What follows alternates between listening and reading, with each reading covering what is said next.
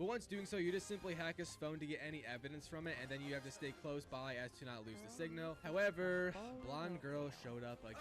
I imagine she has learned now that we just bodied her boy, and she low-key wanted that James Bond dong, if you catch my drift. However, we did shrug her off because we don't mix business with pleasure. Oh. And then I completed the hack. Turns out that Pike is our guy. So we then caught up with Cressida on the next move, which became us finding a way to trap him and continue on with the investigation. I decided to simply just throw him in the bathroom and then, snap the door handle off so bro will never have to worry about peeing again. We then located Pike's contact because he was trying to sell those trade secrets that he got leaked, and he was trying to sell it to this absolute gothic bombshell. In a world of Naughty Dog making games with bald black woman, at least we got IO Interactive out here just shelling us countless baddies. I love this game. Unfortunately, the goth baddie was not so easygoing, and she didn't really believe us when we said we were the guy. Our case was not helped when the blonde girl came over and started talking smack straight to our face. Who would have thought a threesome could go so poorly? Anyways, as the contact was walking away, we said last chance, and I guess, that was like her trigger word, and it convinced her. Playing hard to get, I see you, girl. But that was in it for the job, so we headed to extraction. However, on the way, the blonde girl's boyfriend came back again, and we again had to beat some ass. All in all, it was a pretty simple fight. The homies also joined in as well, and we dipped finally, getting a trophy after one more cutscene from again the story. Now right away after that trophy popped, the next assignment began. This is also when the game's big story and sort of conflict gets introduced. A rogue agent being 009 has resurfaced after nearly a decade of hiding on the run, and allegedly he has evidence of a massive conspiracy and he's asking for a full pardon. The kicker is he will only talk to Greenway, our agent leader and 009's partner back in the day. So then Greenway and the team all join up for a briefing from Moneypenny, who is this chick right here. She's like our tech whiz and also the girl that initially helped us on the radio way back in the intro of the game. Long story short, the deal or alleged whereabouts of 009 all takes place in Slovakia at the World Chess Championship. No, Magnus Carlsen was not there, and yes, I am sad he didn't have a cameo. Somehow this cringe motherfucker from TikTok did, but okay then. Anyways, back to the story. We got assigned to just sit outside and wait in case 009 makes a run. But right away when doing that, we spotted this very suspicious bellhop who just, does not act like how a professional bellhop should. And I guess that was enough for James to develop an obsession and need to find this man. So for literally the entire mission, we chased after this dude, and I'm not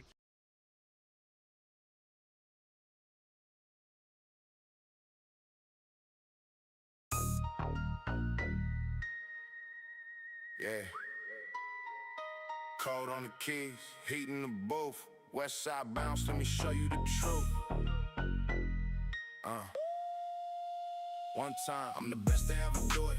Do it, do it. Step up to the mic and I'ma show you how we do it. I'm the best to ever do it. Do it, do it. Step up in the booth, those other clowns that really blew it. I'm the best, I'm the best, I'm the best. No doubt, I'm the best, I'm the best. Let the whole block shout. I'm the best to ever do it. Do it, do it. Talk is real cheap, but you know that I'm a pro. You know I'm clean with a cold ass stare. Bass hit hard, make them bounce in they chair. Flow got springs, every bar gon' jump. Kick hit once, make the whole trunk thump. Top of the list, better suck on my name. Hello. How are you? My game, I bring heat in the fire with the ice cold sound. One little hook, make the whole room get down. Left foot slide, right foot step. I ain't even broke a little sweat yet. Big boy talk with a heavyweight tone. Built this lane, I trailblazed on my own.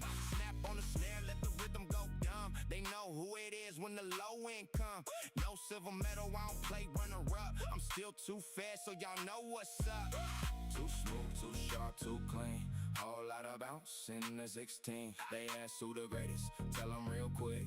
Point my way when the baseline hits. I'm the best to ever do it.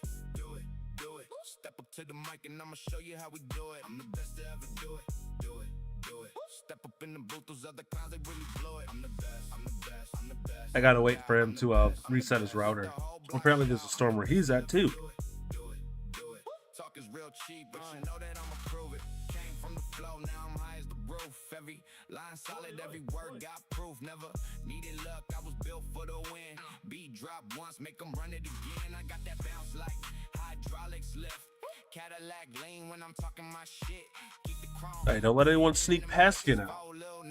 Actually, real quick, are you one of the security guards that if something does happen, you're just supposed to report it, not actually stop it yourself?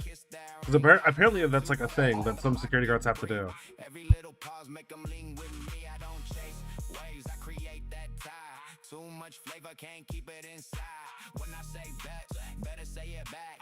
Whole room jump when the snare go crack. I'm the best to ever do it, do it, do it. Step up to the mic, then I run right through it. I'm the best to ever do it, do it, do it.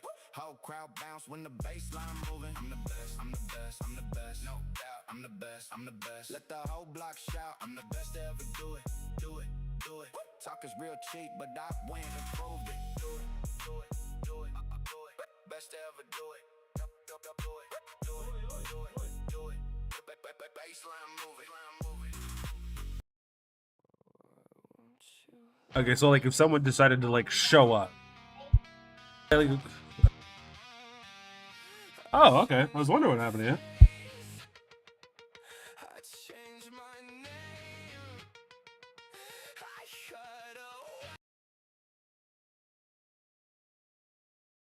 Hey.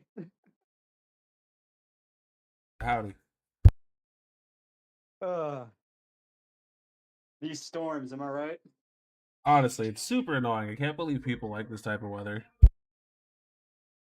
Well, to be fair, I mean, living on the East Coast, we get this shit regularly. I mean, it's like the weather up here is bipolar. Yeah, pretty much. It's super annoying and I hate it.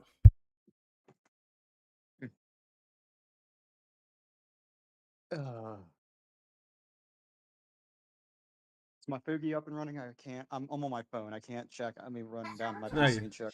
You're good. I finally got it.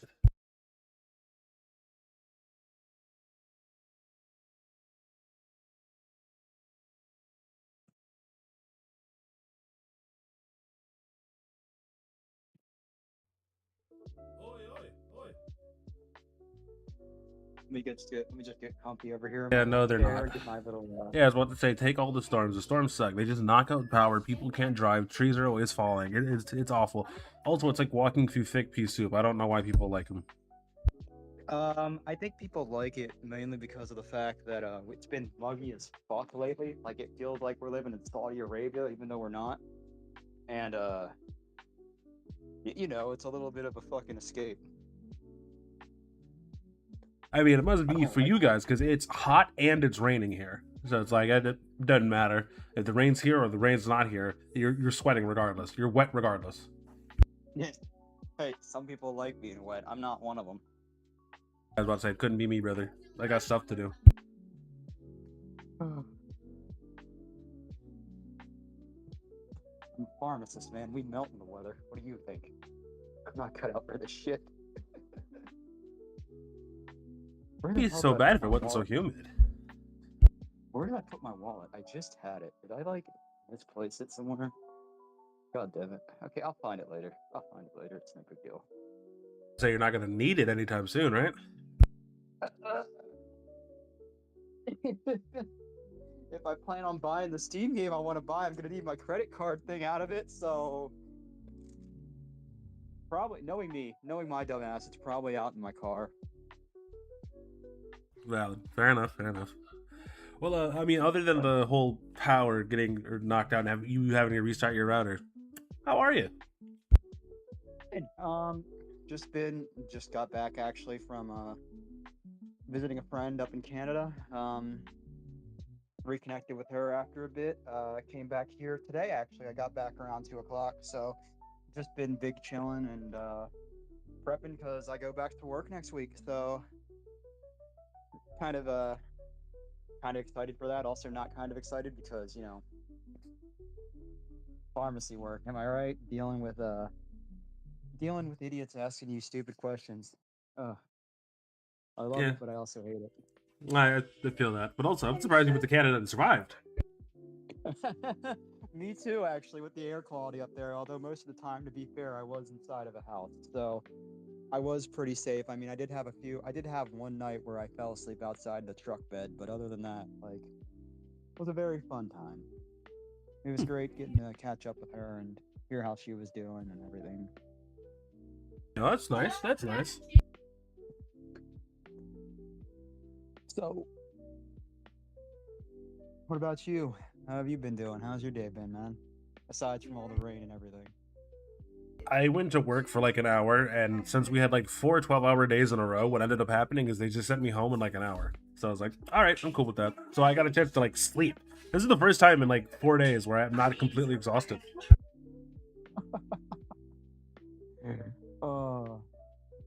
What do you do for work, if you don't mind me asking? I know you're supposed to be the interviewer, and here I am interviewing you. Oh, you're good, you're good. Just a second. Alright, no rush. Yeah, so I drive trucks. Well, like, I'm supposed to drive trucks, but what usually ends up happening is I'll drive a truck somewhere, someone's broken something, they can't fix it, so then I fix it. Because I used to be a mechanic. So, you're a trucker, but instead of trucking, you fix the shit that people break. Yeah, pretty much. They tell me to take a truck from point A to point B, I go from point A to point B, and then people at point B who are supposed to be fixing it can't fix it, so they get me to do it. And it's like, oh, okay, whatever. Couldn't be me. I mean, to be fair, what I do in pharmacy work basically equates to, okay, I'm the guy that is in charge of handling insurance. You know, I'm the guy that gets you your medicine, that gets it from your insurance company, that gets it to your hands. That's what I do. And I've done everything in the 6.5 years I've been doing pharmacy. I've done hospital work, I've done specialty work, I've done retail, I've done mail order, you know, I've worked in just about every branch there is, you know.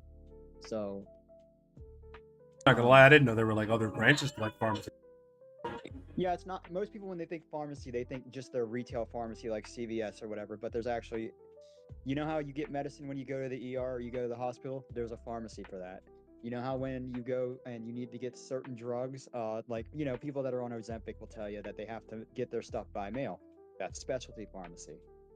That also ties in with mail order. So there's things like insulin for diabetes and whatnot. All of that's specialty because those are life-altering, you know, life-dependent drugs. People need them to function. So since you've done all this, I'm assuming you have like a bunch of different qualifications. Does that mean more money? So usually the highest paying one would be specialty, hospitals underneath specialty. Retail's the most hours. Granted, okay, so money-wise, highest paying would be retail and specialty. Retail, though, you work basically your normal hours, but you deal with more with people, right? And for somebody like me who's not really a people person, like I try to be sociable. I try to be a social person. But for somebody who's not really the best with dealing with hostile people, that's not really my cup of tea. I prefer to stick to specialty and hospital because it's kind of in the background. You know, you don't really interact with a lot of people besides your coworkers. And yes, there is actually. Most people you'll interact with when you go to a pharmacy are a pharmacy tech. Then you have the head pharmacist, which is usually somebody who has gone to school to get a pharmacist degree. That is a full-on doctorate, a degree that you have. You are licensed to be a pharmacist in any of the states. So it's something that I take pride in. It takes most people at least 4 years to get theirs done. I got mine done in about 2.5. So I am very proud of being, as they say, I'm too autistic to be uneducated. So I'm proud that I muzzled down and got that done. So that sounds pretty cool. Yeah. So, Mr. Interviewer, you got some questions for me? Yeah, I do. Just the people around me can't shut the fuck up.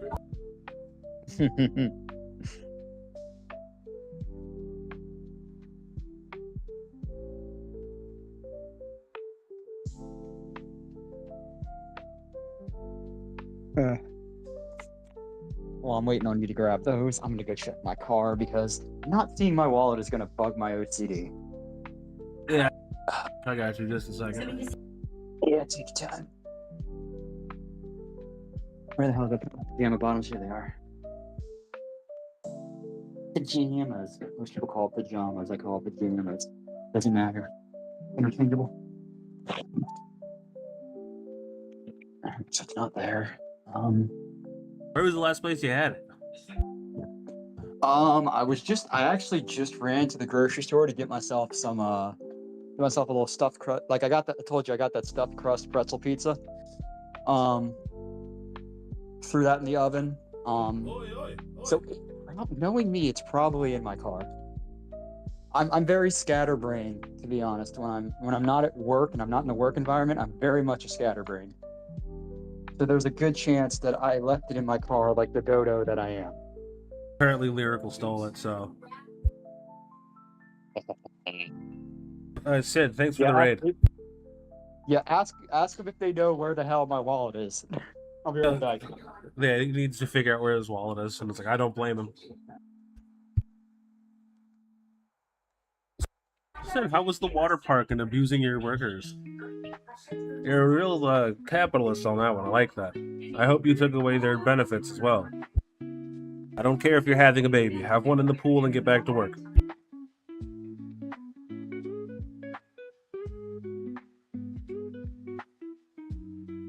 Hello, Ruby.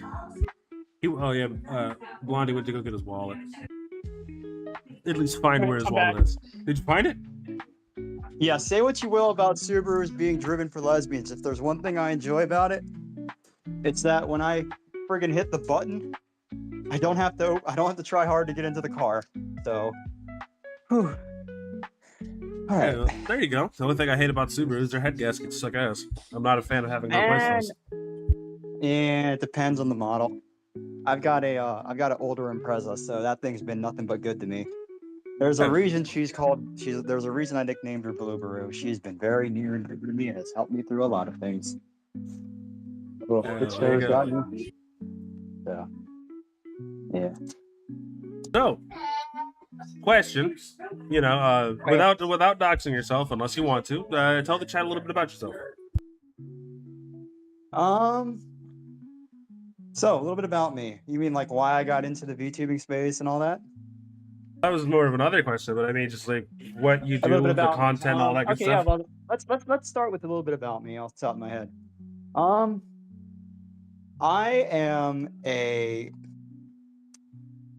I was trilingual. I'm currently quadlingual. I speak 4 languages. Fluent in Japanese, Dutch, Czech, as well as. Let me pull it up because catch me on the spot here. Yeah, English. I don't count English as a language, so 3 other languages besides English. Quadlingual. Stream on Twitch, usually after work, Fridays, Saturday, Sunday.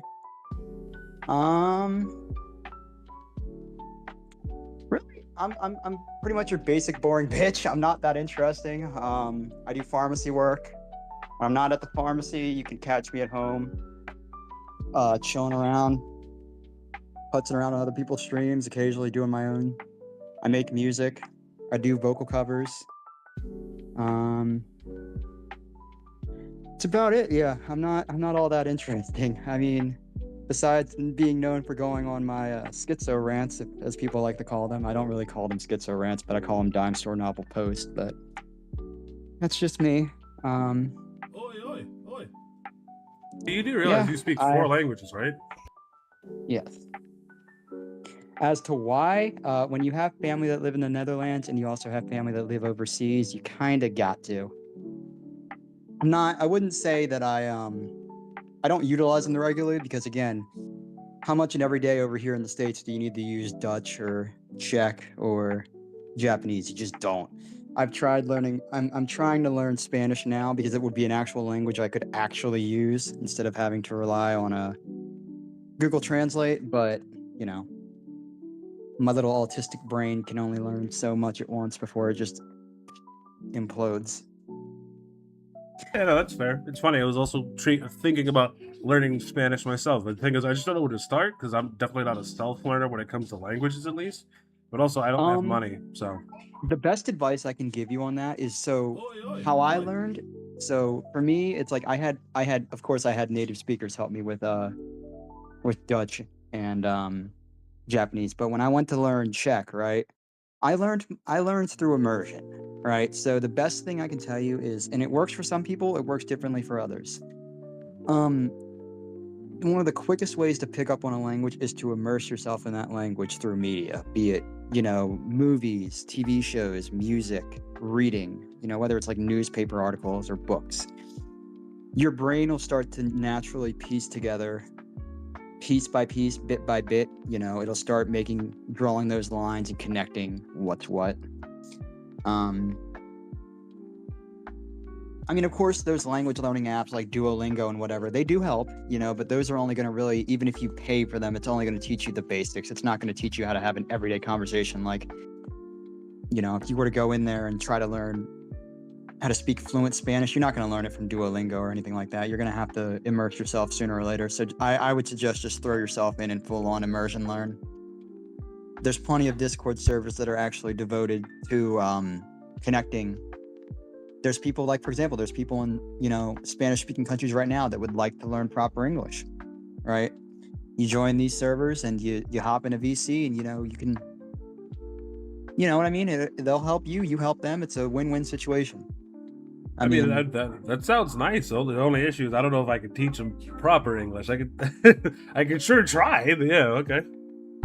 Yeah, let's be fair. I mean, with modern vernacular, I don't think really anybody nowadays knows proper English per se, because there's so much to it. But, you know, enough for them to be able to have a fluent conversation or make an order at McDonald's should be fine, usually. The roadblock I always hit, I remember when I was in high school, was originally when I was in high school, we had to learn a second language, or else we could not graduate unless you were in a certain pathway. So my freshman, sophomore, and junior year, I tried taking Spanish and I ended up failing it all 3 years. And then my senior year, I was like, fuck it, we're just gonna take the working with children class. That way I don't have to take a language to fucking graduate high school. And worked well enough for me. So fair enough. yeah, originally the little blondie wasn't wanting to be a pharmacist. He was wanting to work with kids. And that didn't really go anywhere. So I kind of wandered around aimlessly, did pizza delivery, you know. Hey, same. That's my first job. Yeah, did some odd jobs here and there, and dabbled in cosplay to the point where I could make some money off of it, and maybe did a bit of ASMR here and there. But, you know, I eventually, first time around, I ended up getting doxxed by some parasocial people because, you know, femboy, of course, and you know how the internet is with femboys and how it's always been, you know. So people got way too parasocial. I got doxxed. One thing led to another. All of this is public, by the way. I've made no qualms to hide about it, but it's stuff I've talked about already that it's really just old news at this point. But yeah, it's stuff that I don't really like thinking back on because it's bad times in my life. But I mean, we got through it. We got through it. We're where we're at now. You know, if you would have asked me 10 years ago now, where do you see yourself? I would have never told you that I'd be making, you know, over 4,000 every 2 weeks, you know, with benefits. I would have never told you that. I'd never thought I'd wind up where I'm at now, and I'm blessed to be where I'm at. So I'm grateful to God. I'm grateful to the friends that have helped me. I'm grateful to my community for sticking around and coming around and, you know, putting up with me, even as sporadic and as scuffed as my stuff is, because without them I wouldn't be here. So dude, same. That shit is so scuffed, but like, I feel like it's part of the charm. Like, I understand that a lot of VTubers are like, I don't want any stuff in my stuff, and I'm like, that's kind of lame. I'm not gonna lie to you. I'd rather have it be like, I'm just here, I'm just a dude, I'm just chilling. So if shit's scuffed, that's just how it is. Because like, what do you do if there's scuffed shit when you're talking to real people? Nothing. You just don't give a shit. So exactly. It's like when I did my last stream, actually, it was a collab stream, and I didn't realize that the first 10 minutes the audio was muted, so nobody could hear anything. And of course, I'm sitting there focused on the game. I'm not really paying attention to the chat, and then somebody pinged me on Discord. They're like, dude, your shit's muted. I'm like, oh shit. So I had to go in and fix the audio levels, and I'm like, hey, can everybody hear me now? Sorry about that. I didn't know we were muted. Goddamn, dude. But yeah, like, it was a fun time. And you know, I do think scuff is definitely part of the charm. I think it shows that even though, you know, you're streaming for an audience, it makes you more relatable to the audience, you know. And I think that's definitely it's definitely something that makes us. It reminds people that, you know, really this is something people need to hold on to at the end of the day. Is us streamers, us content creators, we're no different than the people that are watching us. We're no different than the people that are giving us donuts. You know, we're all people at the end of the day, and people really need to keep that in mind. It's something I think a lot of people forget. They get lost in the sauce and the clout and everything, and you know, it's a good thing people need to keep in mind. I feel like more people should. It's funny because I was talking to a couple other people. I talk to so many people, I just kind of forget who I'm talking to. They all kind of blend together after a bit. On God, and it's kind of ridiculous. But I was talking to them not too long ago, where it's just like, yeah, I mean, if more people were like us, I feel like the content creation space wouldn't be so bad. But also, since everyone in the content creation space right now, at least a lot of them are like, oh yeah, I need quick clips and all this extra stuff. After a while, they're going to fall off, and the only people that'll be left are us. Which leads me to one of my questions for you. What do you plan on doing when you get big? See, when I came into this space, here's the thing, Jigs, is I never really intended to be big. I mean, I've been around the space long enough as both a fan and as a content creator, because I'm not gonna lie, this isn't my first rodeo being a VTuber. I came into space originally for one reason and one reason alone: to make genuine connections, find people that I could actually do stuff with, make real memories, and just, you know, spaz out and have fun. That was really the core and the crux of it. I'm not really trying to be this polished personality or win any kind of popularity contest. Numbers and clout and money, you know, that's never really been a concern of mine. If it was, then, you know, I would have gone and taken the easy route and gotten a model with tits or whatever. But no, like I granted, yes, I leaned heavily into the femboy thing, but I've started to lean out of that. You know, I don't really use it in my marketing anymore. But I've streamed before, just in a completely different language to a completely different audience, as a completely different character, actually. And I keep that separate from this. And to be fair, when I did those streams, I had everything I did on those streams, the character, the assets, everything, the BGM, all of it done, everything commissioned, right? Spent a good 9 months waiting on all of it, getting the assets done and everything. I went about it the traditional way, as people will say. I streamed as this character for about a year, daily after work. I'm talking like I would work, you know, 5 days a week, right? I streamed 7 days a week as this character. And then I took a hiatus for health reasons. I actually got to a decently sized community of over, you know, 2,000 people. But once you get past a certain number of people, it starts to feel more like a brand than an actual community. And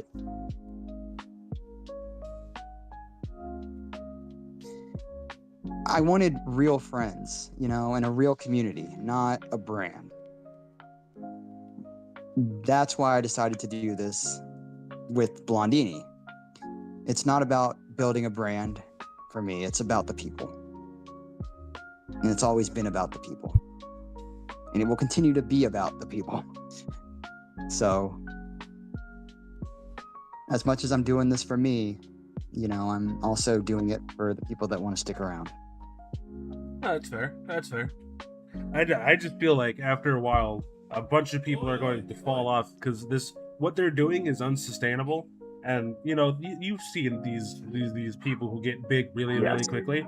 They're here for maybe a year, at max like 5, and then they fall off. And then people start like dispersing and going to other places and other people and whatnot. And, well, then I wouldn't be surprised in like 5 years that happens to like a whole bunch of them, and then all of a sudden, hey, look who's been doing this for 5 years. I've actually seen this guy once or twice before. I just feel like, just regardless, if we stay our course and be the genuine people that we are, we'll get big regardless whether we go on it or not. Yes, of course. And that's the thing. It's like, see, the problem with the VTuber space as a whole, and it's not even, and when you think about it, the space you and I are in, it's such an astronomically small space, like a speck of dust almost. Think of it like a speck of dust in a dust trap. We're just seeing small people. like even people with like 5,000 viewers, they're small in the grand scheme of things, right? So we got to think here on the terms of, in our space, what's considered big is still considered small, even in the indie space. Now, that being said, I think the problem with the space as an overall whole is that we've gotten a lot of, when COVID hit, we got a lot, and I mean a lot of people came to this as a means of, you know, let me express myself. Let me talk to, it was a way for people to talk to one another in a way we didn't have before. And we got a lot of unsavory individuals in the community. Even now we're seeing it where big name creators are showing their true colors. The mask is starting to slip. And I agree with your sentiment, but to be fair, that's not just in VTubing. That's in every space where you stick around long enough and you do it long enough, you start to see the mask slip on the people around you. And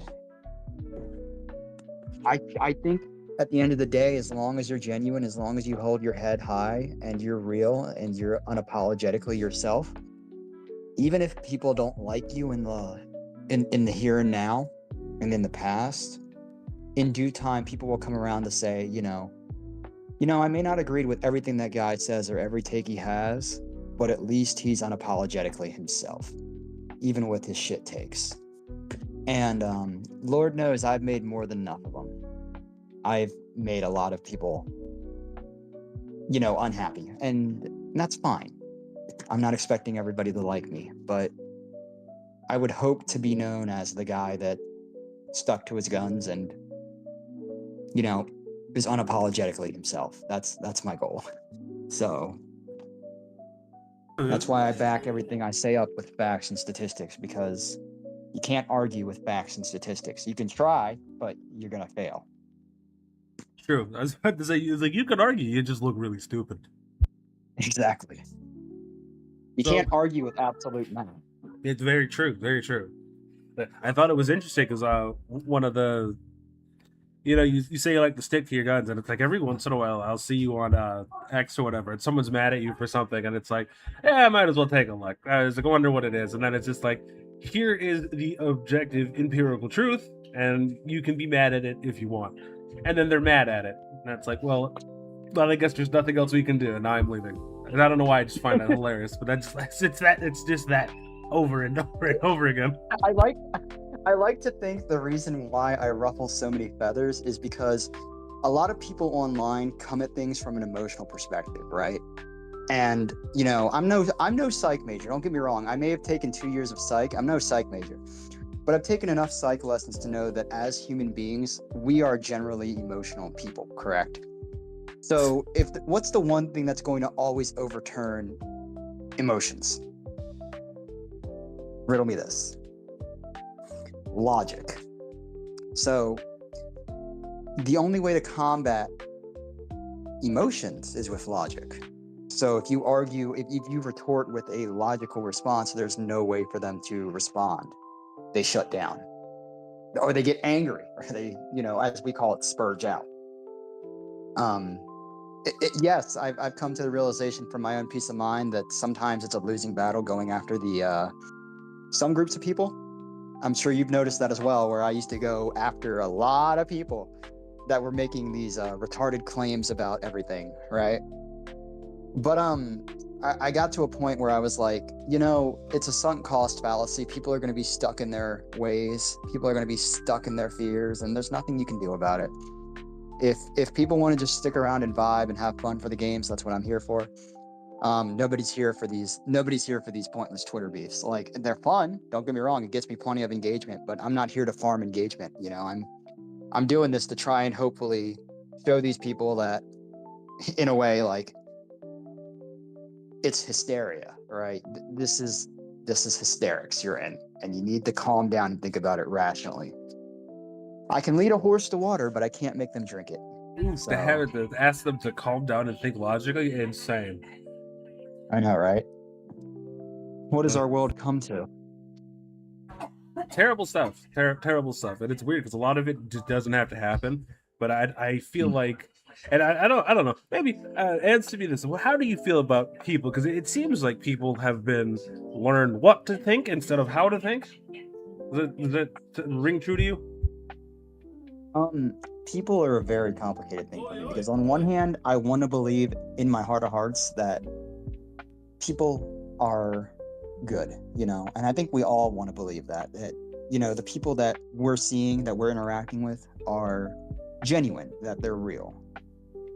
But you come to a realization really quick, especially as a content creator, that just how fickle people can be. You learn to very carefully use the word friend, because you'll notice the people that throw around the word friend and love and all of that, those are the ones with the most issues, right? Like the best advice I can give anybody that wants to be in content creation or wants to be a creator of any sorts, a public figure of any sorts, is watch who you call your friend, because they could be doing for you one day and they could have a knife to your throat the next. There's never truly a thing as a friend on the internet. That title has to be earned, and I like to think the people that I've kept around, that I've kept in my circles, they've earned that title. The few of them that have, they've earned that title. And the people in my community, they're just as good to me as my friends. So, as a creator, that comes in hand with, when you're a creator like us, your community as well. Your community is a direct correlation to who you are as a creator and as a person. The people you brought into your community are going to be a representation of who you are as an individual. You can see that with my community. You can see that with anybody's community. They usually reflect heavily on what the figurehead of said community is. Now, people as a whole, as an individual basis outside of content creation, I'm still kind of mixed on it, to be honest. I'm very much a keep to myself in person kind of person. Like, very, unless it's cosplay adjacent or it's convention adjacent, I'm very much people avoidant. Believe it or not, as much of a social butterfly as I am, as much of a yapper as I am, because of the fact that people are very unpredictable. I don't like going into situations and not knowing a variable. If I can't account for something or prepare for it at the least, I don't like to put myself in those situations. And sometimes I have to. But if I can avoid it, or if I can at the very least prepare myself for it, then I'm going to in every aspect. Call it paranoia, call it what you will, but I like to think there's nothing wrong with having a backup plan and having an exit strategy in the whalings, because you let your guard down and that's when you're going to get kicked in the shin. I've learned that through my own life lessons. Been through enough myself, so. Honestly, that just sounds like being safe. I do the exact same thing. I'm not gonna lie to you. Yeah. And it's weird because like some people you'll tell that to, and they're just like, "What's wrong with you?" I'm like, "Do you not do that?" And then when you look at them and their life and how they conduct things, I mean, even if it's a friend, you don't want to be like too mean, but also at the same time, it's just like a lot of the things that you've been through, you just didn't have to. Had you just thought just a little bit more before you did it. You know what I mean? Well, yeah, and a lot of the things I think that I've been through, I wouldn't wish what I've been through on my worst enemy. I wouldn't wish it on anybody, actually, for that matter. Both my health scares and what I've been through in life have been extremely difficult for me. All right, and not to get too personal, but it was getting into the VTubing sphere that got me out of that dark place. And it was becoming a content creator that taught me to rise above it. I've been in the VTubing space since it took off in Japan, right? I've watched talents come and go. I've watched corporations come and go. I've watched it all start, and I've watched them burn. And I've been here every step of the way. So since Kizuna AI was, even before Kizuna AI was a thing, I was here. So, it's just, yeah. What were you gonna say? Well, no, I was just saying, fair enough, I get it. But also, what exactly got you into VTubing to begin with? Because like usually, when people are streaming, they're just going to stream, and it seems like it takes a little bit more consideration to just all of a sudden be a VTuber. How'd that happen? Well, originally when I first started streaming back when I first got out of high school, I didn't do VTubing. I did cosplay streams where I would make my cosplays. I used to do cosplay. And I would do streams on Facebook Live of all things where I would actually like show me making the costume, trying it on, all that jazz. And that eventually led to me. People would pay for photo sets through Patreon and stuff. Not anything like loot or anything, but because of my physique and everything at the time and how I've always been kind of lean. I've always had that kind of femboy build. People would pay for photo sets of the cosplays I would do. And like I said earlier, this led to me getting doxxed eventually. So in that time frame that I had gotten doxxed and before I'd even started doing my cosplay streams and everything is when I first got into the VTubing sphere. But I enjoyed watching VTubers for the longest time because just for the fact that it wasn't even... It felt like you were interacting with a real person in the beginning. It was like you were interacting with a friend, like somebody you could actually see yourself sitting down, getting a pizza with, and playing a game. Language barrier aside, I didn't have that issue. But it was more genuine then. They actually built the connection with their audience. There was actually a real, not a parasocial connection like what we see nowadays. It was a real, like, remember every person that came by, and keep track of donos and everything, Like, we rarely see that nowadays. Most streamers, when they get big tips or they get big money, they get big payouts from people, it's just another flash in the pan. Back then, it was like, when you donated money to them, it was, you didn't have to. They weren't doing it because it was profitable. They were doing it because it was the same reason I'm doing it. They were doing it to make a connection. They were doing it to establish a community. They were doing it to have it was with good reason. And that's what initially drew me to it. Even after all this time, when I first started streaming on Bilibili, back when I started streaming on there, before I became Blondini,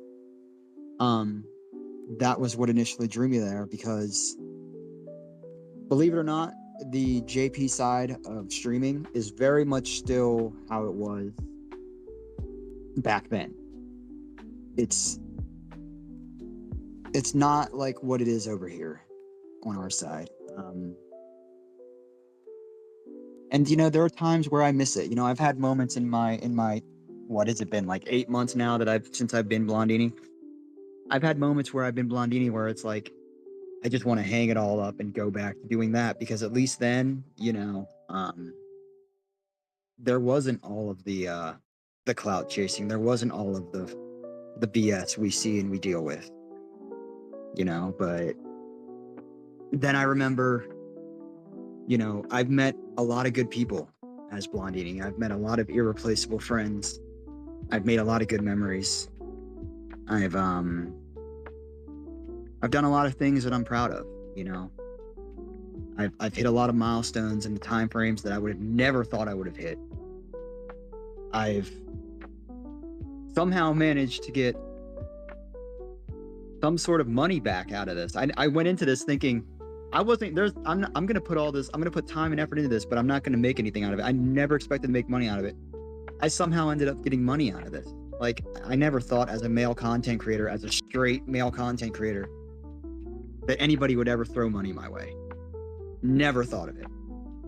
It had never crossed my mind, Like, the support that I've gotten from my community, albeit small, it's small in scale, has done nothing but it brings tears to my eyes, honestly, because I don't feel like I deserve it.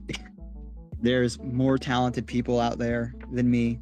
There's more entertaining people out there than me, definitely. But the people I have around support me, and I still don't understand why to this day, but they do. And sorry, I'm getting a little emotional. Oh, you're good. It's, I totally understand. it's just it's an honor, you know. It's an honor for it's an honor to represent something bigger than myself that I honestly don't think that I even deserve. So, and that's not me being humble. That's just me being honest about it. But yeah, it was really just the establishing the genuine connection with fans, the actively, you know, like fans would come in and ask the talent or ask the streamers for their advice, right? And they would give them genuine advice. And it was that really also drew me in, because it's like, I can do this. I can entertain people, and I can also help people, you know? And that's what drew me to it. And I like to think that I've done that. I like to think that I've helped people. As much as I've upset people and I've pissed people off, I like to think I've also done just as much good. So. Oh, you know, fair enough. And hey, even if you somehow haven't done that, you still have a lot of years ahead of you, so Yeah. a lot of things can change in that time. It's funny when you were speaking about, you know, how you got a donation, you don't feel like you deserve it. It was crazy because, like, I got one person, I was pretty sure it was Corpse. He dropped like 50 subs on Kick or whatever, and then after I ended the stream, I had a panic attack about it because I was like, "Why is he giving me money?" I was literally freaking out. Yeah, I had somebody send me like $100 simply because I had helped them get a Fugi made, and then I had another person actually earlier before that send me over $400, and I don't do good when people just give me things, because I have this sense of I have to pay it back somehow. I have to give back somehow, and it's like Because you're a man, I feel that. It's like, yeah, and it's like, you know, why are you giving me things? What have I done to deserve this? Like, you know, The nicest I get way all possible. Don't do that it's again. like, yeah, it's like I've literally I've debated on putting a rule down where it's like, look, even though I have a throne set up, do not buy me the most expensive thing on my. Do not buy me anything off throne. You are not obligated to do so, please. Seriously. All of the shit on my throne, literally, what it is it's basically linked to my Amazon list, right? And I literally, what I end up doing is every paycheck I get bi-weekly, I'll buy like 1 or 2 things off my throne and then take it all, and it, you know, I'll get it myself. I don't need people to buy it for me. I've had people just straight up, instead of buying me shit from my throne, they'll just send me the money through Ko-fi. And it's like, bro, like, why? Like, why? Like, I appreciate it, but come on. Like, I mean, you could be sending this to like some big titty goth girl or some shit, but you're sending it to the socially awkward pharmacist femboy. Like, what? I mean, hey, they have their priorities straight is all I'm hearing. Built with what is it, with Throne or whatever, I have it so everything I have on there is crowdfunded. The only thing that I do with it is every once in a while when I do post it, it's stuff that I'm going to use for stream to make stream better. So if you want like a more interactive and longer streams, the more stuff that I get off of there, you know, the sooner we can get more stuff started or whatever. So it's just like a don't buy it for me, you know what I mean? Just put money towards it, and then we'll have the whole community do it, and I feel less bad that way, you know what I mean? Yeah, like that's what I did with mine. Like I have a capture card set up on mine that hasn't gotten funded yet, and I'm probably just gonna buy outright, because there's certain games that my PC can't run that my console can. So I would like to ideally get that done so I can stream from my consoles for people, as well as there was another thing I have, even though I don't have a 3D model done yet, I am in the process of getting one done, as well as getting a live 2D done. Those are in the works. I'm getting it done traditionally. Don't worry, anti-AI people. I am not using AI for this, so you can calm your tits. I'm getting those done. So it's like I've put money out because just to be able to say I did it, and at least that way I think if I do decide to eventually move on from this and do something different, I can sell the model and the brand as a whole. Not the community. The community goes with me, but the model and the brand as a whole can go. And my community will, I would hope, follow me wherever I decide to go, wherever the wind carries me. But that's still a long time out as far as I'm concerned. I'm not leaving anytime soon, despite how rough the waters may be right now. But yeah, I'm not planning on just leaving. So it's like, it would be kind of weird if you did. oh yeah, no, I mean, it would be weird. Who else would make the funny schizo post here and there besides, well, we're not here to talk about that, but who else would make the weird post here and there? Wouldn't be me. I mean, but you know what I mean. Like, I know there would be a hole if I left, but a lot of people want to see that hole, and I'm not keen to give them that satisfaction yet. Not. True. I'm here to stay. I'm here to stay. I think it'd be hilarious that, you get big just regardless, through natural growth of actual genuine connections and whatnot. And then you're like, yeah, I'm going to leave. And then everyone who doesn't like you is like, yeah, he's finally leaving. Right. And then you go, and then you become even bigger doing the next thing that you're doing.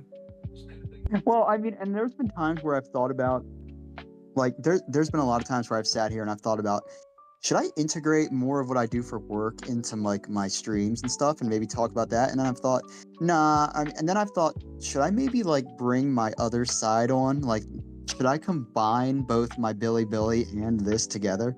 But then I've thought about it and I'm like, analytics wise, it would be a nightmare if I suddenly brought in 2,000 foreign speaking people into this community that is primarily English built. You know what I mean? It's like, I could be one of those streamers that does, multilingual streams. And I could showcase that more, but what would be the point? Because yes, it may get me more views, but also I'm the kind of person where it's like, I want to separate what I've done previously from what I'm doing now, If I'm gonna get big now, I want it to be off the merits of what I'm doing now, not what I've done before. Yeah, it's fair. Also, I mean, even with the what you're doing now, it would be kind of cool if every once in a while you just, broke out speaking another language just cause. And that's exactly what I was going to do when I learned Spanish. And then when I learned Japanese, if I ever get a chance to figure out how to do that, it's exactly what I was going to do then too. I'm offering lessons at $5 an hour. Hey, say that again? Say that again? Hold on, bro. I'm so glad I got your Discord. How much free time you got, my boy?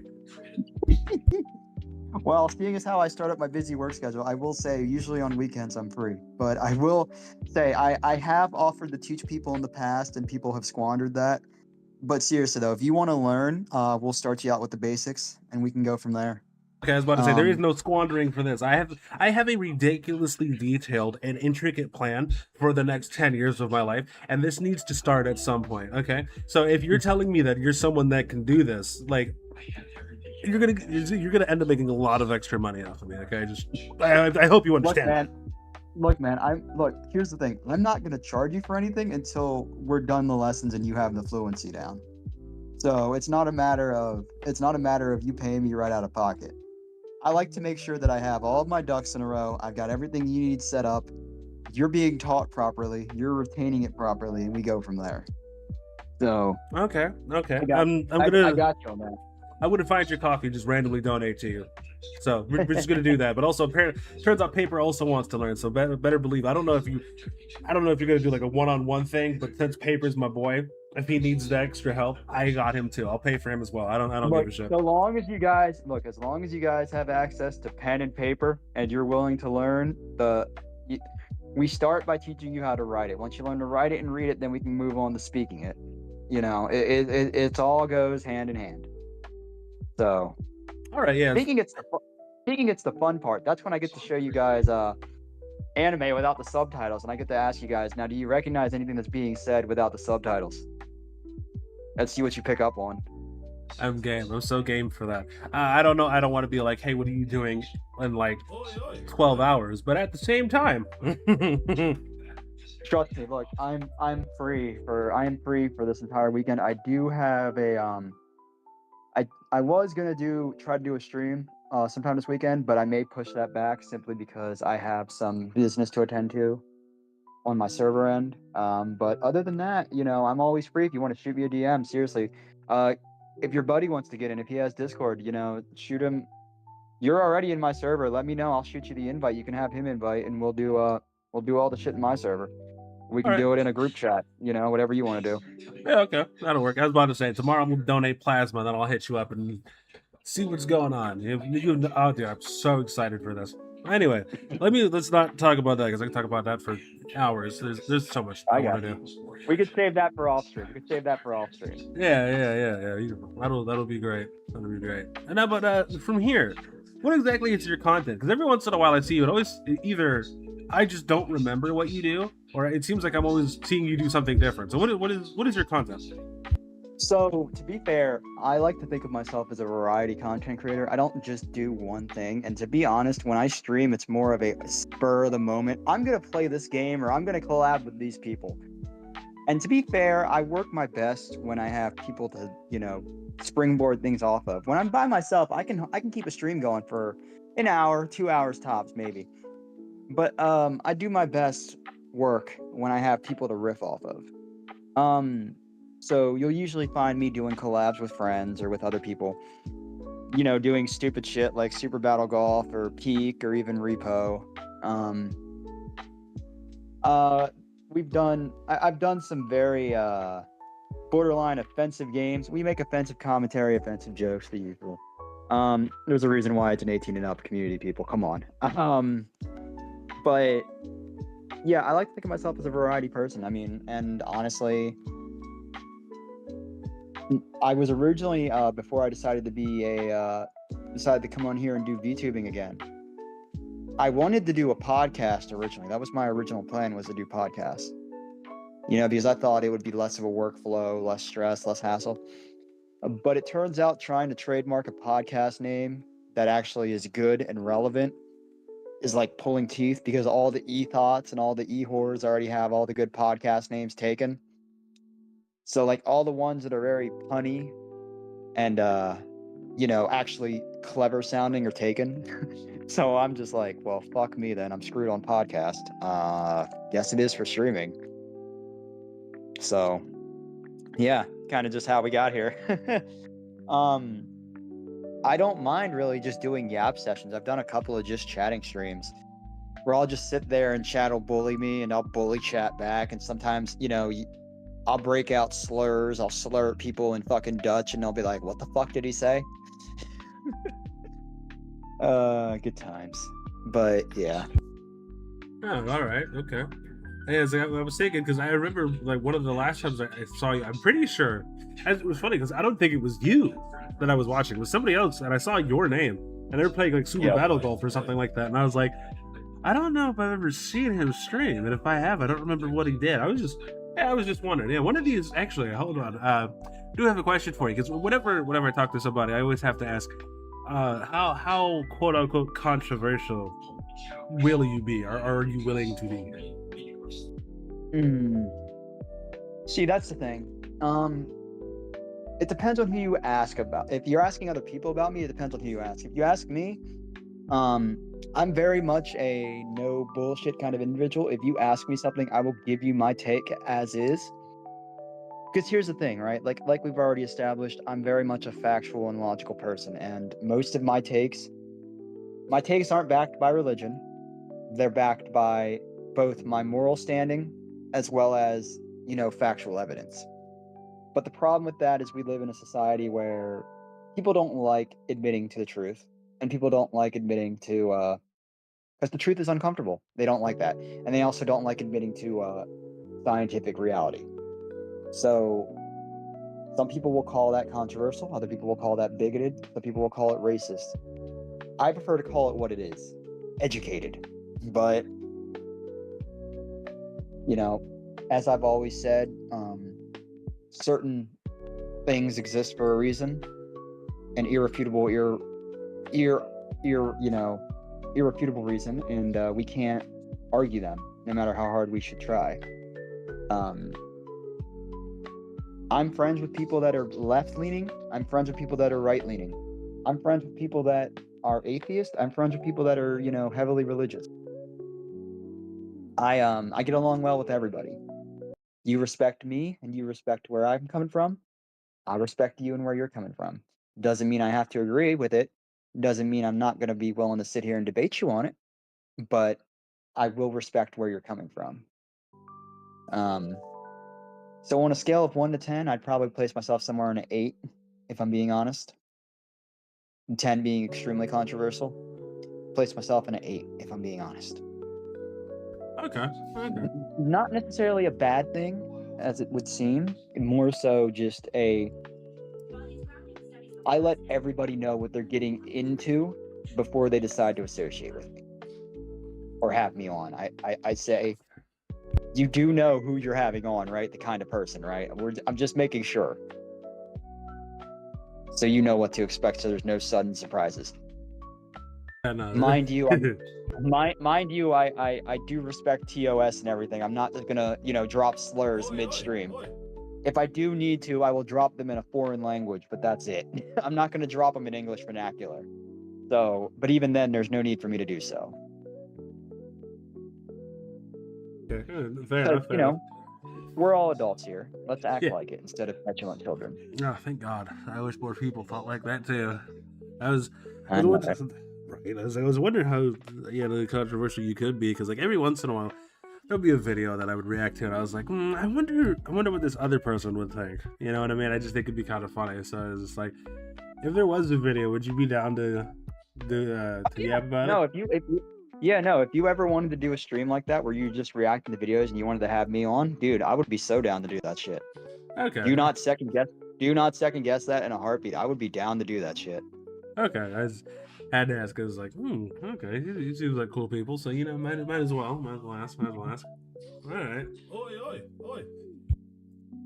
Sorry, I had to cough. You're good. Oh man. So how did Blondini come to be? How did that work out? So originally,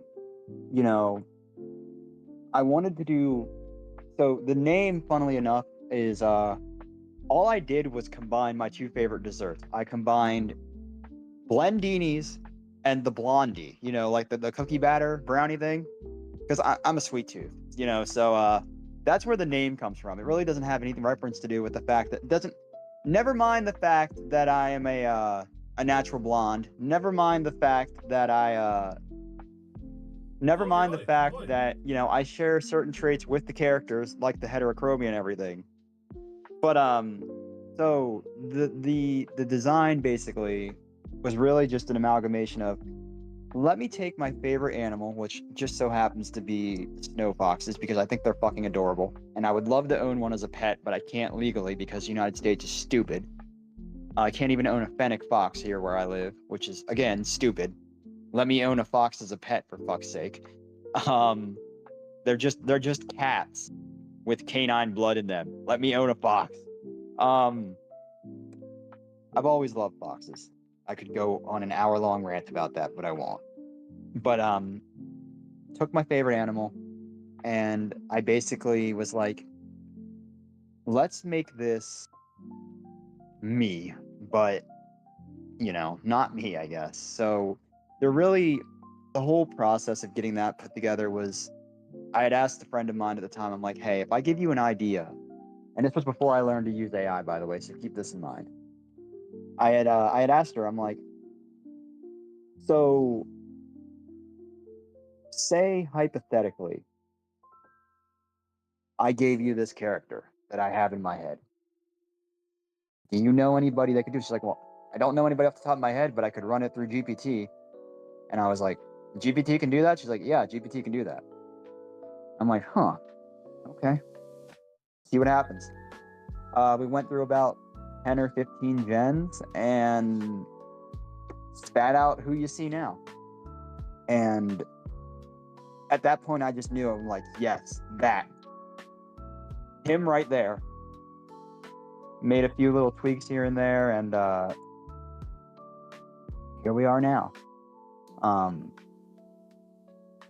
I just love him. He's just a little goober, you know. Like, you look at him and you're like, oh, he's cute, and then like the most friggin' factual shit comes out of his mouth, and you're just like, that does not match the design at all. Like, I think it's funny because I think people go into it and they read like, oh, femboy, he must be soft, he must be, you know, easy, right? And then they get me and they're like, well, we weren't fucking expecting that. So, but yeah, the design, I've gone through a few iterations. I've got a few different outfits. It's really just basically a reflection of what I would wear in everyday life, you know? I mean, usually you see the one with the lab coat. That's basically what I look like when I go do my pharmacy work. I usually have my my black scrubs underneath of it, although in this case it's a hoodie. You got my everyday wear. My Fugi, for example, you see him wearing glasses. I have to wear glasses when I read or when I'm behind the computer because I get eye strain. So that's where that came about. It's just really an extension of me, and that's the best way I can put it. I don't see myself ever getting rid of this persona because it's kind of entrenched in who I am. It's become too tied to who I am as a person, as an individual, to get rid of it. So, Yeah, that's very nice. much attached to it. Yeah. I just like how you have different elements of you in like the different outfits and whatnot. Because I was always thinking, I wonder if there's anyone that is like their VTuber is just essentially them but slightly different. Yeah. So, like, for example, like the heterochromia, I have that in real life. The lean build that you'll see, like if you've seen the femboy outfit, that is literally how I look. Like, I do not have a traditional masculine body. I've always been very lean on the skinny side. Very much never had abs, could never have muscle even if I wanted to. I've always been very lean, not lanky, but lean. So much so actually that I've been mistaken for a woman from behind. I've had numerous people grope me. So, and then they hear my voice and they're like, "Oh shit, you're a dude." I'm like, "Yep." So I tried to incorporate that in there. The hair, usually that's what my hair is usually longer than the hair on my character. I usually have my hair down to the nape of my neck. Only difference is that my character's hair is straight and mine is naturally curly in real life. So it's one thing I wish from my character that I had was the straight spiky hair. I wish I had that. But unfortunately, no, I got cursed with the curly hair gene. So over here looking like Shirley Temple. Good lord, that is a name I have not heard in a minute. I know, right?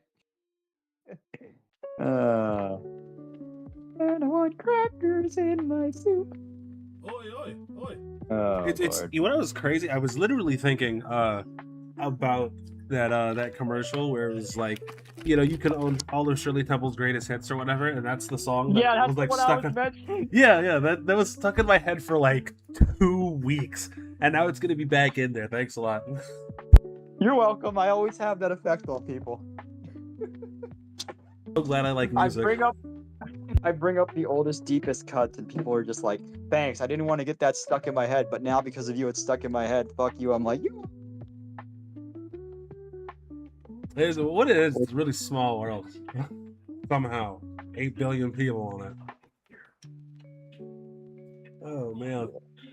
So you know, from here. Oh well, actually, before I do that, you do this whole VTubing thing. You know what I mean? And everyone seems to have like their top 5 favorites. But like, if you could collab with like anyone, it doesn't matter who it is, doesn't matter the size or whatever. Did you have like a list of people? Doesn't really have to be in any order. Well, but, like... It's funny you say that because I do, and not that I would ever get the chance to do so, But number one, first and foremost, Pippa. I love Pippa. In this house, we love Pippa. Simply due to the fact that she is unhinged. She's the good kind of schizo, and I think the world needs more people like her in it. Honestly. So there's Pippa. There's Mikami Oshi, which is Hololive Girl, Shirakami Fubuki. If you look her up, you'll see similar designs to my character. Totally did not get any inspiration there. Actually, it kind of was, but, you know.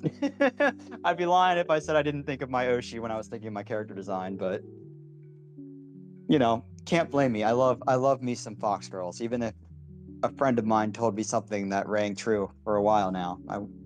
Gave me a good bit of advice. Stay away from the Fox Girls. They're no good for you. But there's my Oshi. Who else?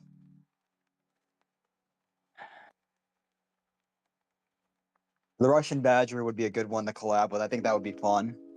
Okay, hey, look at it. I love the Russian Badger. Yeah. Yep. Him and Heavenly would be fucking amazing to collab with. I could just see us all just fucking getting high or just drinking and just having a grand old time. There's a few smaller names out there that I would love that I'm planning to do collabs with. My buddy Captain Paradox, you know, that's my Canadian buddy. My little Canadian he's not little, he's taller than me by like fucking almost 2 feet. But dude is my literal cardboard cutout standee version of me, but big me. He's big me is what we say. Big bro. I am looking forward to collabing with him when he gets his PC working. Honestly, you know, other than that, I don't really have a set list. I'll collab with anybody. You know, I'm a butterfly when it comes to this stuff, you know. I live to collab, I live to talk to people. I don't mind. I mean, if given the opportunity, yeah, I would love to interact with Pippa and all of them. But let's be real, that's a pipe dream for a male VTuber. I'd be lucky if she ever even liked or retweeted any of my tweets. So, which, I mean, to be fair, before I locked down my stuff, I did get a few big people I did not expect commenting on my stuff, and I don't let it go to my head because, you know, like I said earlier, at the end of the day, they're just people like us. But it was very much unexpected to get those follows. It is kind of interesting when someone follows you and you're like, oh yeah, they're like huge. Why are they following me? Yeah, but then I remember that these people at the end of the day, no matter how big they get, they're just like you or I. You know, they're people behind the scenes. Very true. Very true. Very true. Also, I feel it's weird. It seems like everyone seems so defeated when I ask that question. They're just like, "Oh yeah, you know, that'll never happen." I'm like, "Why don't you just become too big to ignore them?" That was my entire plan. The problem with getting too big to ignore is this. As you get bigger and bigger in any space, you become a target. And here's the thing. A lot of people don't mind that. In fact, there's people that tend to they thrive off that energy. But me personally, you know, I like to keep things low key. I like to even though it seems like I like to pick fights, I personally kind of prefer to stay out of it. You know, and when you get big, naturally, dramas, dockies, all of that follows you. It's just part of the space, unfortunately. You can't avoid it. So, like I've said, you know, if you grow naturally, that's one thing. But, you know, I'm sure you've seen it too. There's a lot of people out here that instead of growing naturally, they'll just buy their followers. You know, they'll bot them. And it's very obvious when it happens. But it's something that I don't think is addressed enough, personally. You know, it's not something that we call out enough. And, because think about it, you know. going in let me tell you this, when I first started this as Blondie, um before I even started, I had maybe 2 actual people that I knew follow me. When I first started streaming about, like I said, 8 months ago now, and keep in mind, I don't stream on a regular basis. I'm the kind of VTuber where I don't post schedules. I kind of just, if you're in my community or you follow me on Twitter, you know when I stream, right? There is no set date for things. I kind of just go on a spur of the moment kind of mentality. So for me,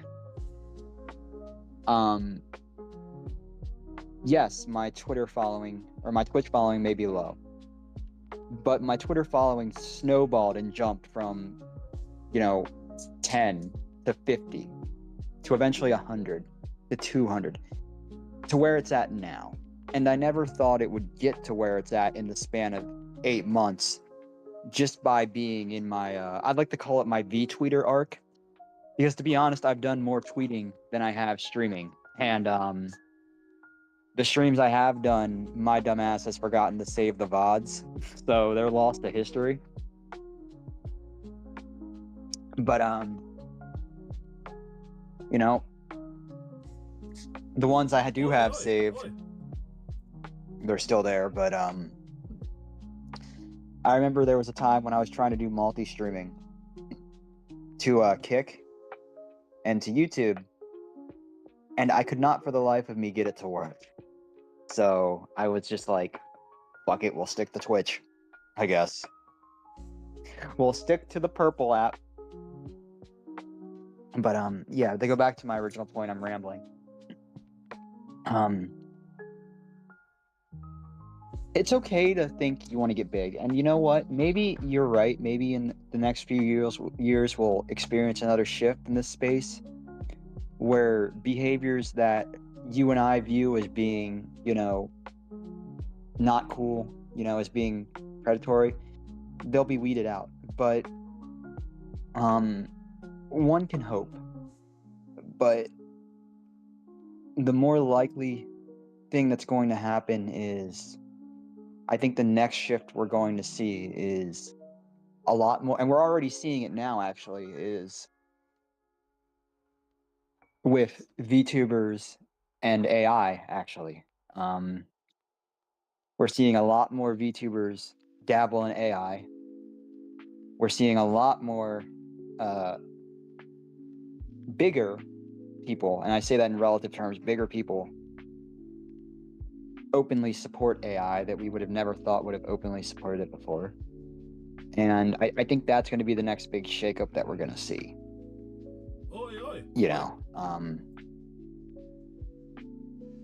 So. Yeah, I mean. But I do. No, I'm sorry. Go on. No. Oh, I was coughing. Okay.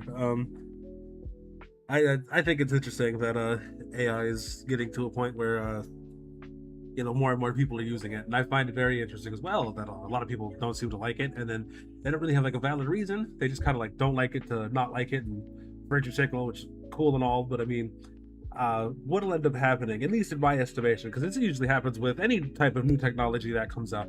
The early adopters get on the ground floor and they start using it to their advantage, and then they start outpacing the people that aren't using it. And well, I mean, that's me, you, and a lot of people in chat and whatnot. In fact, I know a couple people that are making their own homebrew AI right now. So yeah, I don't. I'm like, well, I mean, like, I can't speak for you or anyone else, but for me, right? Let's be real. AI isn't going to go anywhere. Like, people can outrage and throw as many hissy fits as they want, but even the people that are throwing the hissy fits and the outrages, they're still using it. But what do you think you do when you use your cell phone? What do you think your art programs you use on your tablet do?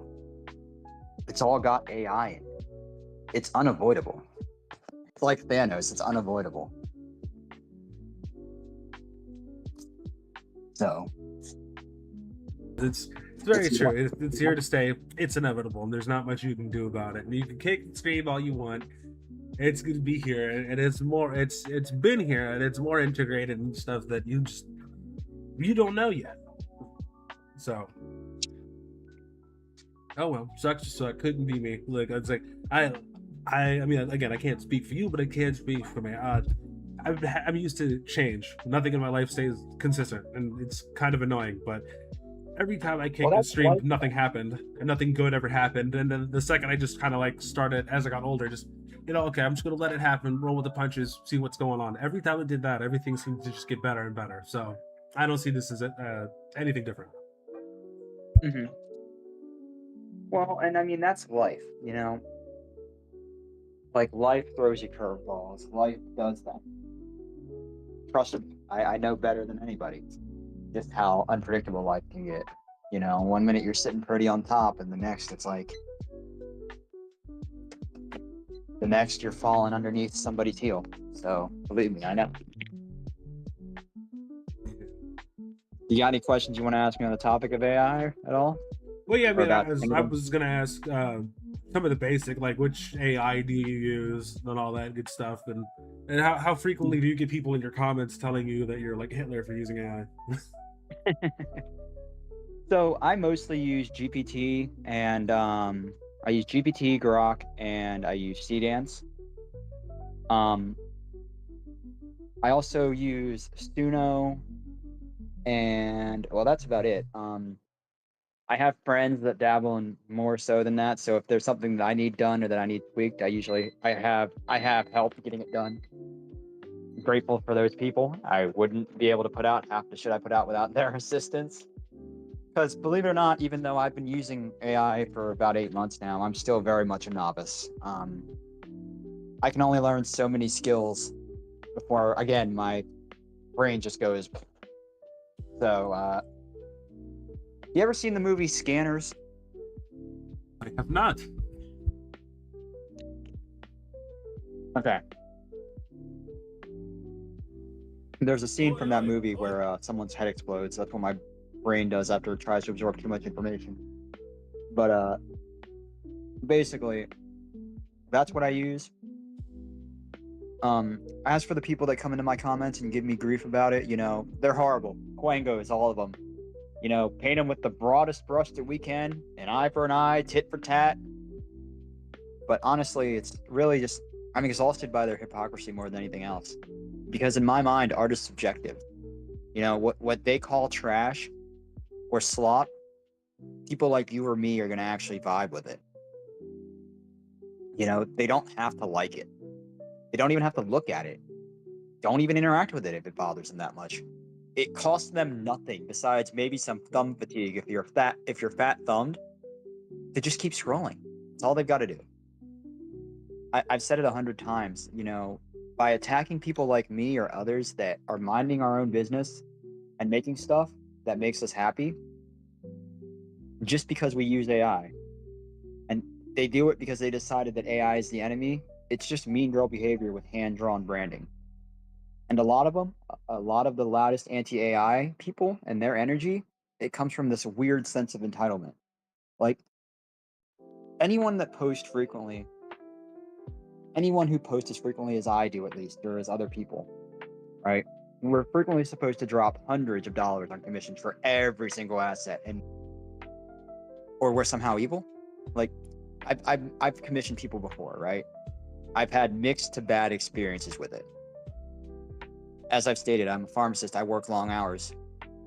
I got into this. I still am a complete novice with a lot of stuff. I don't have the bandwidth to learn every single technical skill from scratch. AI for me has been a tool from the very beginning so I could actually create what I wanted without waiting months, having to spend money or get scammed. And we all know how that goes and how frequent that is.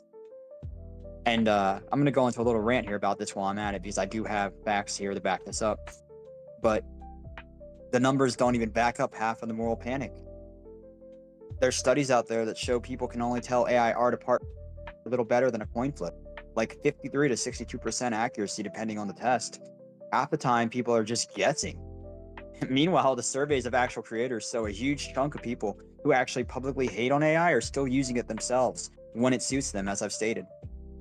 Nearly half the creators in the space that say they feel uneasy about heavy AI use or games admit that they use it on their own. So a lot of it isn't even pure principle. It's selective and performative outrage. You know, Jigs, I don't know if you've seen this, but in my bio on Twitter, I use AI. Sue me. I'm assuming you've seen that, right? Yeah, I was about to say, I was going to talk to you about that specific part because I was just like, that's fucking hilarious. See, it's not a bit, though. It isn't a bit. It's reality. If people are so bothered by the tools that I use that they have to make it their entire personality, that's their problem. I'm still going to make the art, the music, the stream assets, the character, and the stuff that I want to. And the people that fuck with me already know that. So what do I have to be worried about? It's the people that are molding, that are wasting their breath and their energy. They're just, I feel bad for them almost, being so miserable all the time. You know what? I feel that too. It's kind of interesting because when someone says some stupid shit to somebody else and they're actually going back and forth, I think to myself, I can't believe this man is interacting with lessers. But I mean, if that's what he wants to do, by all means, because you have to catch me in the right mood. Like if I'm in the mood to do a little bit of trolling, and yeah, fine, you'll see me fighting on Twitter. Other than that, it's just like these people are genuinely out here calling me the worst person on the planet using AI. But good lord, I pity you fellows. What is wrong with you? And it's like, it's always the same arguments they have. It's always about the water usage. It's always about this. It's always about that. Notice how all of their arguments are always rooted around the same general misinformation. Yep. And they blow it out of proportion with inflated statistics and out-of-date studies. It's weird because that stuff almost got me. I'm not gonna lie to you, because I was reading it and I was like, this is kind of crazy. I can see why people don't like it. And then I think like 2 weeks later, just like a whole slew of articles and whatnot and other studies came out, and I was like, oh, they're just completely wrong. What I didn't do is I didn't look into who was putting out these studies, and it's like, oh, it makes a little bit more sense now as to why they have this opinion.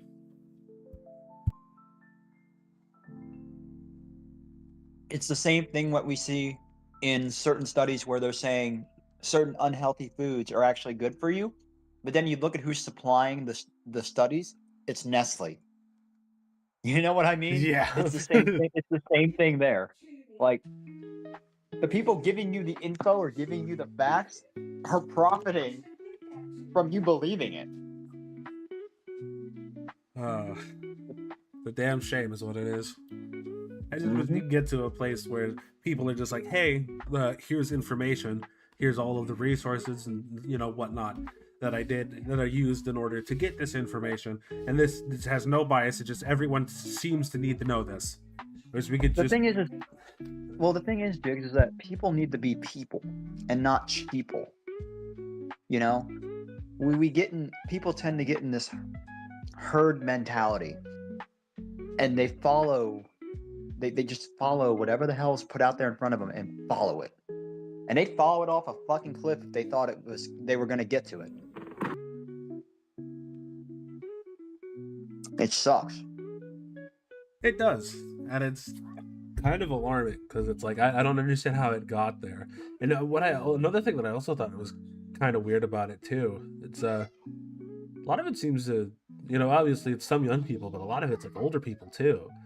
And like some of the people that are like, don't believe everything you read, or like do your own research. Those people that told you that when you're a kid now read something on Facebook and are like, yeah, no, this is 100% correct and factual, and there's no reason to look into it. And it's like you're watching a video of Donald Trump doing the 2-step on a child, and you believe that is true.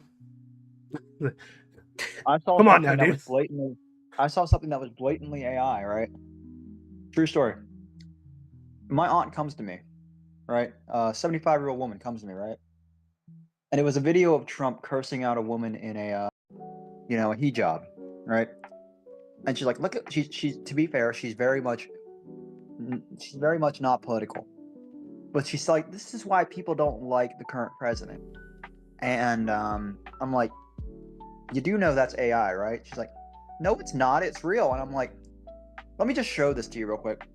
I sent the video to myself and I ran it through Grok. I'm like, Grok, is this AI? Grok pulled it back frame by frame to show how it was AI. I said, look, this is how it's AI. And she's like, it's really scary how they can do this. I'm like, give it a couple years. All the robocalls we're getting now, they're going to be indistinguishable from an actual human being.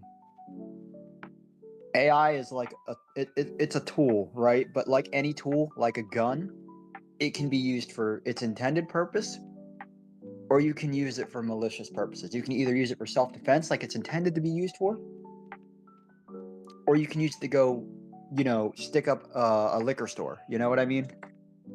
Yeah.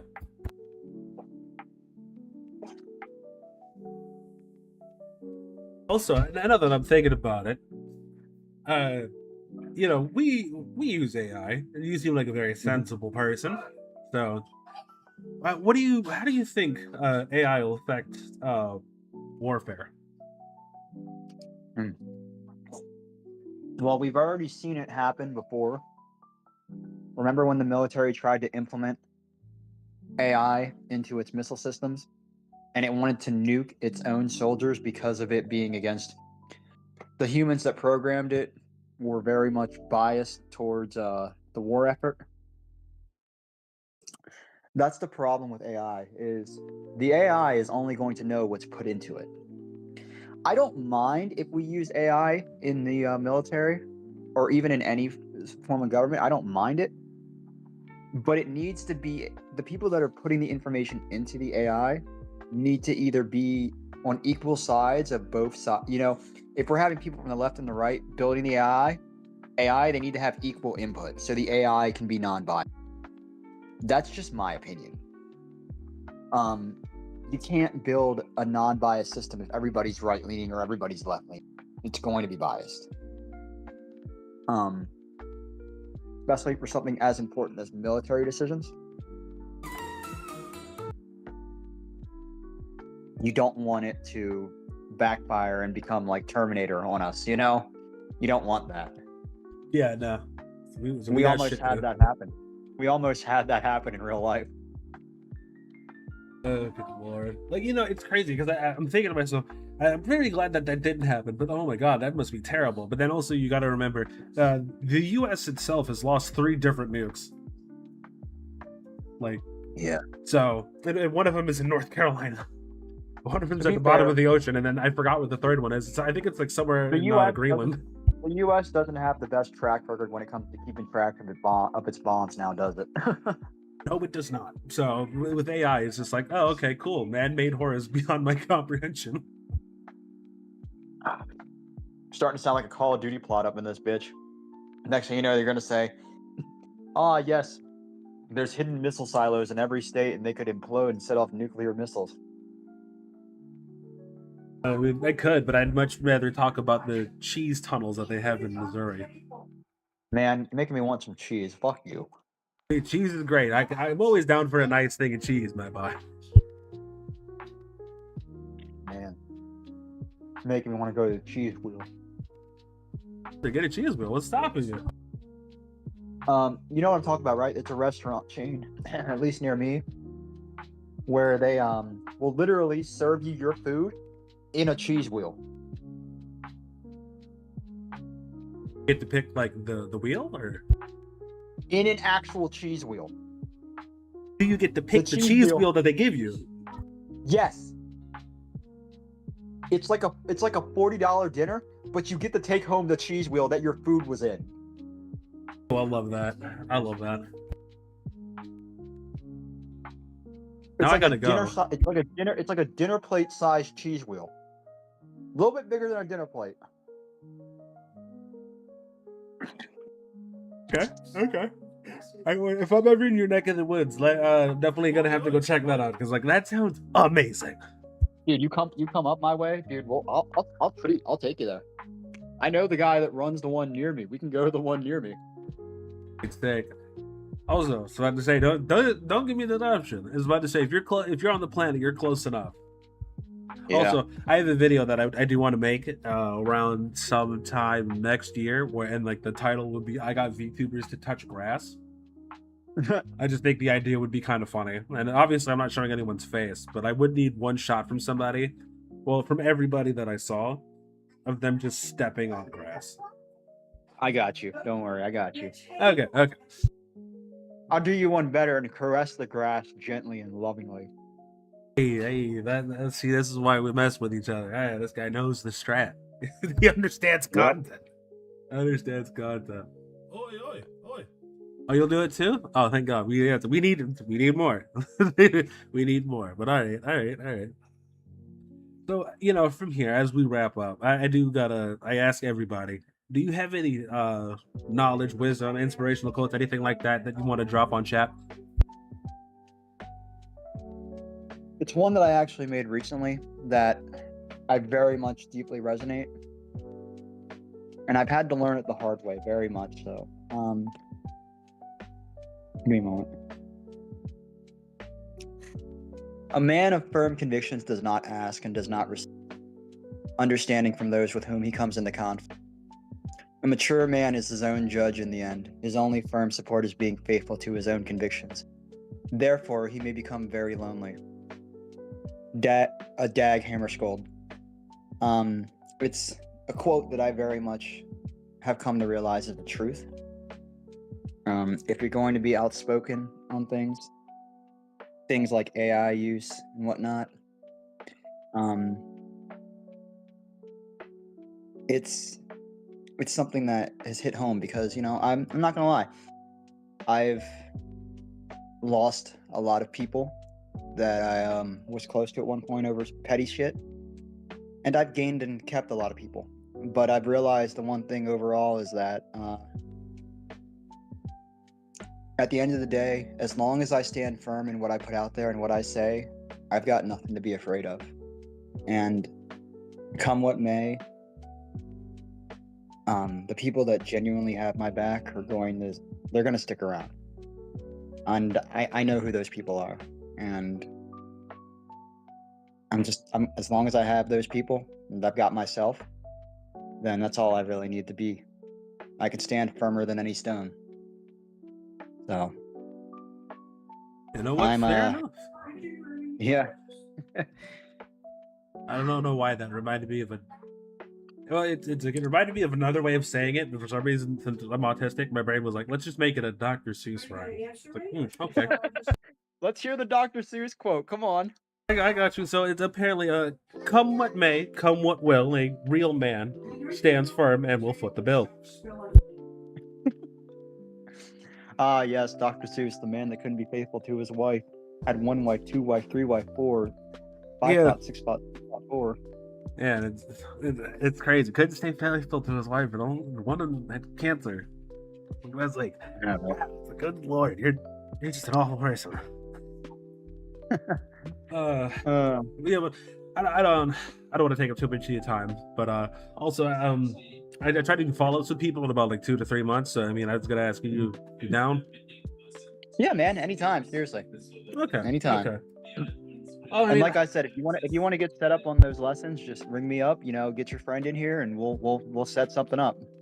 Yeah, I was about to say I'm gonna ring you up tomorrow about that because like over the weekend, since stuff has changed, what I was going to do isn't really feasible anymore. So I've got to find something else to do on the weekends, and if that's it, 100% that's it. Weekends definitely work for me. Weekends definitely work for me unless I have a collab planned with people. I usually can fit you in because usually what I'll end up doing is I'll give you guys little homework lessons, and I'll be like, okay, do this. And then once we get to the speaking part, it's going to be more so I'm going to throw you guys into the pool, so they say, and let you guys learn how to swim on your own. Funny, that's exactly how I learned how to swim too. So I mean, I still don't know how to swim, and I still don't know how to swim at 28. You can't swim? Oh my God. No. Yeah, it's like, if we ever meet in real life, I'll just teach you how to swim, brother. It's honestly, it's going to be very insane to have a black man teach you how to swim. Yes, a black man with a little 4'11" white guy. Okay, I'd love to see it. Hey, I mean, it wouldn't be the first time. I was adopted. My mom's white, so as long as you don't mind getting weird looks. Oh, dude, everywhere I go, I get weird looks. If I don't get weird looks and I get babied in person, it's annoying. So Okay, well, yeah, Lord knows I wasn't gonna do that. Like, I don't care how short you are, and I don't care how much of a femboy you may be. I'm not babying you unless we're together. It's so weird. Why do people do that? Ugh. I know. Don't even get me started. I'll save that for the follow-up interview. But seriously, I could go into a whole friggin' spiel about that stuff. It's funny because I was gonna ask about that, but I was like, since that's like him, I wouldn't be surprised if we end up talking about that for the entire thing. So it's like, let's just try to get some other things out of the way real quick. It's funny because, like, I'm not gonna lie. Like, I had literally, like, spent the entire day today, right? I was like, okay, so I have to, like, I had thought to myself, I need to prep myself for what may happen, right? Because you know me, like, an ounce of preparation equates to whatever. And so I was like, you know, like, let me just think here. What if this, and this? So I'm sitting here and I'm just like, and at the end of the day, I was like, you know what? Fuck it. We'll just go how it goes. You know, I'm going into, this isn't a war, okay? I don't need to prep for this like it is one. I'm not used to people actually following through on interviews because I've had at least 3 or 4 people ask me for interviews, right? And you know, yeah, there was that one time I had to cancel because of surgery and everything, right? Thank God I'm finally out of that rough patch with my health. But I've had at least 3 other people reach out to me for interviews, and then it's like the day before they're like, "Oh yeah, by the way, I can't interview anymore. Something came up." I'm like, "Okay," and then I look and they're like interviewing 3 or 4 other people. I'm like, "Okay, cool, get your bag." But always the damn Bobby Nikus, as I say. But yeah, it was fun, man. We got to do this again. Hop on. You know what we got to do? We got to hop on stream before we do a follow-up interview. Do those reaction things. Oh yeah, that'd be great. That would be amazing. But yeah, we can definitely do that. You can definitely do that thing. Yeah. But all right. Again, I don't want to take too much of your time, and I know me, and you know, you say you ramble a lot, and so do I. So we're gonna end it here, and you know, we'll talk to each other tomorrow and all that good stuff. But you know, say goodbye to chat before you head out. All right, chat. Thank you for having me. Thank you for listening to me ramble. I appreciate you being polite. And you know, if you want to find me, you know, name's right there in the thing. Twitter's the same, Discord's the same. But yeah, I'll see you guys around, hopefully. Yeah, man. You have a good night. All right. You too, man. Good night. Peace. Well, yeah, you know, there you go. That was the interview. One of the better ones, honestly. But I don't know who I'm gonna rate to. I'm not gonna lie to.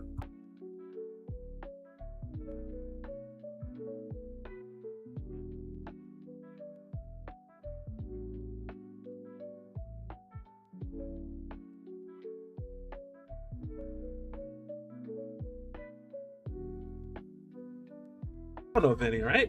It's a cloud. Hold on, let me see if I can find him.